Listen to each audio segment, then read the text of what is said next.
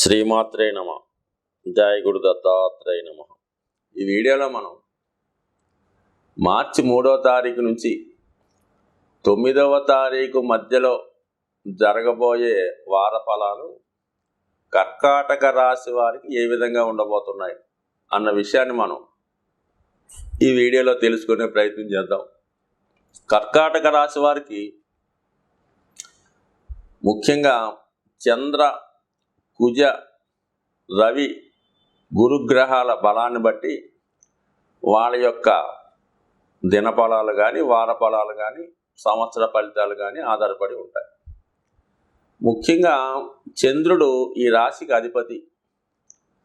అతను అతి శీఘ్రంగా ప్రతి 2 రోజుల సుమారుగా 8 గంటలకో 6 గంటలకో ఈ ఒక రాశి నుంచి ఒక రాశికి మారడం జరుగుతూ ఉంటుంది.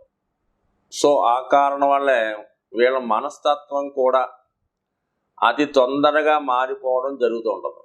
ఒకే నిర్ణయం మీద కట్టుబడి ఉండకపోవడం, అదే కొంత సమయం చాలా ఆనందంగాను సంతోషంగాను మళ్ళా వెంబటనే మనోవిచారం ఇబ్బందులతో పడుతూ ఉంటారు. అంటే ఏదో జరిగిపోయి తలుచుకొని ఎప్పుడూ కూడా బాధపడే రాశుల్లో కర్కాటక రాశి వారికి ముఖ్యమైనటువంటి అది మైనస్ అనొచ్చు, వాళ్ళ యొక్క బలహీనత అనొచ్చు. ఎంతసేపు కూడా అప్పుడు అలా జరిగిపోయింది, ఇలా చేసి ఉంటే బాగున్ను అన్న దానికోసమే బాధపడుతూ ఉంటారు.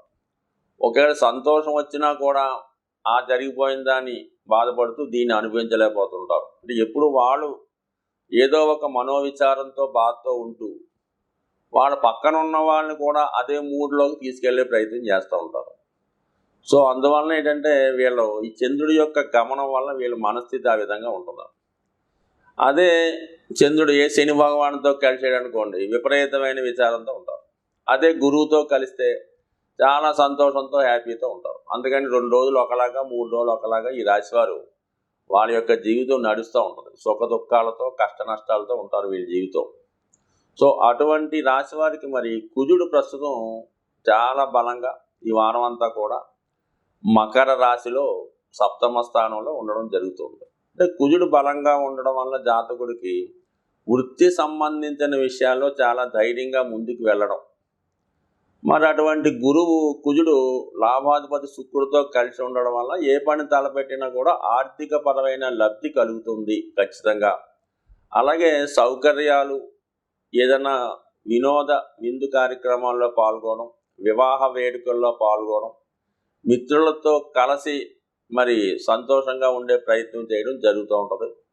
అలాగే చతుర్థాధిపతిగా ఉన్నటువంటి శుక్రుడు కూడా మరి ఈ రుచిక మహాపురుష యోగంలో ఉన్నటువంటి కుజగ్రహంతో కలిసి ఉండడం వల్ల మరి కుటుంబ సమేతంగా కానీ, భార్య సమేతంగా కానీ, అలాగే మొత్తం కుటుంబ సభ్యులంతా కలిసి ఏదో ఒక వినోద క్షేత్రానికో పుణ్యక్షేత్రానికో ప్రయాణం అవడం కానీ, స్వతహాగా జాతకుడు భార్య భర్తలు ఇద్దరూ కలిసి వేరే ఏదైనా తీర్థయాత్రకో వివాహానికో వెళ్ళడం కానీ జరుగుతూ ఉంటుంది. అంటే ఓవరాల్గా మరి 7వ తారీఖు మార్చి వరకు కూడా ఎక్కువగా జాతకుడు ఇటువంటి మంచి కార్యక్రమాల్లో, శుభ కార్యక్రమాల్లో, పార్టీల్లో పాల్గొనడం జరుగుతూ ఉంటుంది. 7వ తారీఖు నుంచి ఈ శుక్రుడు కూడా 8వ స్థానంలోకి వచ్చి శని భగవానుతోనూ ధనాధిపతితో కలిసి ఉండడం వల్ల జాతకుడు ధన సంబంధించిన విషయాల మీద ఎక్కువగా దృష్టి పెడతా ఉంటాడు.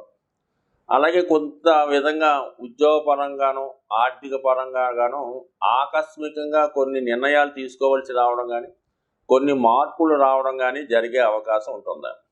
ఇది ముఖ్యంగా ఈ రాశిలో ఉన్నటువంటి స్త్రీలకి కొంతవరకు ఉద్యోగ అవకాశాలు కానీ, సడన్గా వాళ్ళు ఒక ఉన్న ప్లేస్ నుంచి మారవలసి రావడం కానీ, ఏదో ఒక మార్పు స్త్రీల జీవితంలో ఈ వారం రావడం జరుగుతుంది. అది వివాహ విషయం కావచ్చు, ఉద్యోగ సంబంధించిన విషయాలు కూడా అవ్వచ్చు, లేదంటే ఏదో ఒక సడన్గా వచ్చినటువంటి వార్త మరి ఈ రాశిలో ఉన్నటువంటి స్త్రీలకి కొద్దిగా ఆందోళన కూడా కలిగించవచ్చు. సో ఏదైనా మొత్తం మీద కొంత లాభం, కొంత నష్టం ఈ రాశి వారికి మరి ఈ నెల 7వ తారీఖు నుంచి 9వ తారీఖు మధ్యలో, అంటే వీకెండింగ్ లోపల జరిగే అవకాశం ఉంది. సో ఇక బుధుడు కూడా మనకి 7వ తారీఖు నుంచి మరి మీనరాశిలోకి ప్రవేశించడం, అక్కడ రాహువుతో కలిసి ఉండడం వల్ల ఇక్కడ తృతీయాధిపతి భాగ్యస్థితి రాహుతో కలిసి ఉండడం వల్ల, అంటే 9వ భావం ఏం చెప్తుంది? విదేశ ప్రయాణాలు, ఉన్నత విద్య సంబంధించిన విషయాలు, మన ధర్మాన్ని రక్షించే విషయంలో ఖచ్చితంగా ఇది 9వ స్థానంలో ఉన్నటువంటి రాహు బుధుల కలయిక జాతకుడు కొత్త విషయాల్ని తెలుసుకోవడం కానీ, అలాగే తనకి కొత్త నాలెడ్జ్ కంప్యూటర్ సంబంధించింది కానీ, ముఖ్యంగా ఇది సినిమా, టీవీ, మీడియా రంగంలో ఉన్న వాళ్ళకి, యూట్యూబ్ రంగంలో ఉన్న వాళ్ళకి కొన్ని కొత్త విషయాలు తెలుసుకోవడం, కొంత కొత్త పరిజ్ఞానాన్ని తెలుసుకోవడం జరుగుతుంది. ఏదో ఒక ఆధ్యాత్మిక కేంద్రాన్ని, అంటే మన కమ్యూనిటీకి, మన సంస్కృతికి సంబంధం కాకుండా వేరే సంస్కృతికి సంబంధించిన విషయాల మీద ఎక్కువ శ్రద్ధ పెట్టడం, అటువంటి వ్యక్తులతో పరిచయం పెంచుకొని కొత్త విషయాలు తెలుసుకునే ప్రయత్నం చేస్తూ ఉంటాడు. సో ఏదైనా ఈ వారం అంతా జాతకుడికి గురుగ్రహ అనుగ్రహం చాలా బలంగా ఉండడం వల్ల, గురువు భరణి నక్షత్ర సంచారం వల్ల జాతకుడు దైవ సంబంధించిన విషయాలు, ఆర్థిక సంబంధించిన విషయాలు, ఉద్యోగ ఉపాధి సంబంధించిన విషయాలు ఖచ్చితంగా అనుకూలంగా ఉంటాయి. సో ఎన్ని గ్రహాలు ఏ విధంగా అష్టమ స్థానంలో ఇబ్బంది పెట్టినప్పుడు కూడా గురువు బలంతో జాతకుడు ఈ వారం సక్సెస్ సాధిస్తాడని ఆశిస్తూ, జ్యోతిష శాస్త్రాన్ని శాసించే 27 నక్షత్రాలు, 9 గ్రహాలు, వీటన్నిటినీ శాసించే వ్యక్తి దైవం శివుడు, ఈశ్వరుడు.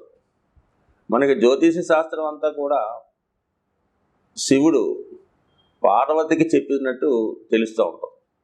ఈ విధంగా నవగ్రహాలను కూడా మరి శివుడే నియమించినట్టు మనకి పెద్దలు చెప్తూ ఉంటారు.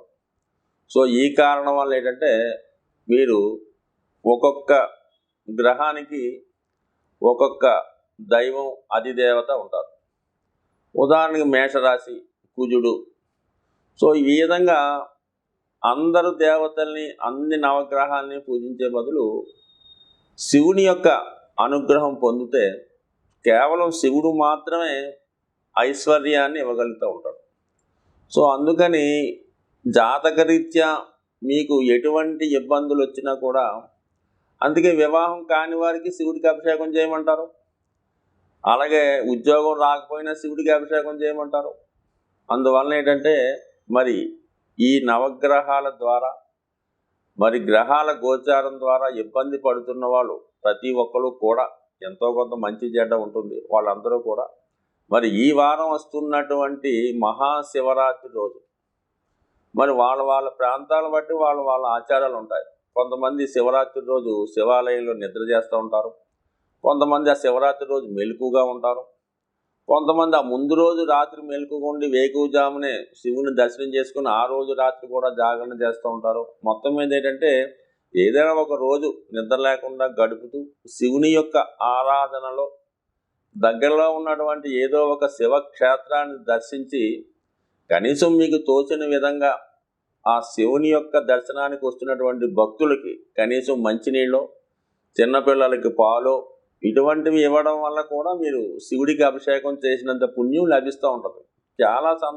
కొన్ని సందర్భాల్లో మనం అనుకున్న దేవాలయంలో శివుని యొక్క దర్శనం మనకి లభించకపోవచ్చు, కానీ ఆ దర్శనానికి వచ్చిన భక్తులకి మీరు ఏదో ఒక సదుపాయాన్ని, సౌకర్యాన్ని, ఒక పండో ఫలమో వాళ్ళ స్థితిని బట్టి మీరు ఇచ్చినప్పుడు అంత గొప్పగా మీకు శివుని యొక్క అనుగ్రహం లభించే అవకాశం ఉంది. కాబట్టి ఖచ్చితంగా ఎవరైతే శాస్త్రాన్ని నమ్ముతున్నారో, ఎవరైతే మనకి మంచి చెడ్డలు ఉన్నాయని భావిస్తున్నారో, ఖచ్చితంగా వాళ్ళు ఈ మహాశివరాత్రి రోజు ఖచ్చితంగా ఏదో ఒక శివాలయాన్ని దర్శించి, వీలైతే ఆ రోజు జాగరణ చేస్తూ, అంటే భగవంతునికి దగ్గరగా భగవన్నామ స్మరణలో మీరు గడపడం వల్ల ఖచ్చితంగా మీకు ఈ సంవత్సరం అంతా కూడా శివుని యొక్క అనుగ్రహంతో నవగ్రహాల యొక్క మరి ఆశీర్వాదాన్ని, నవగ్రహాల యొక్క శుభ ఫలితాన్ని మీరు పొందుతారని ఆశిస్తూ స్వస్తి.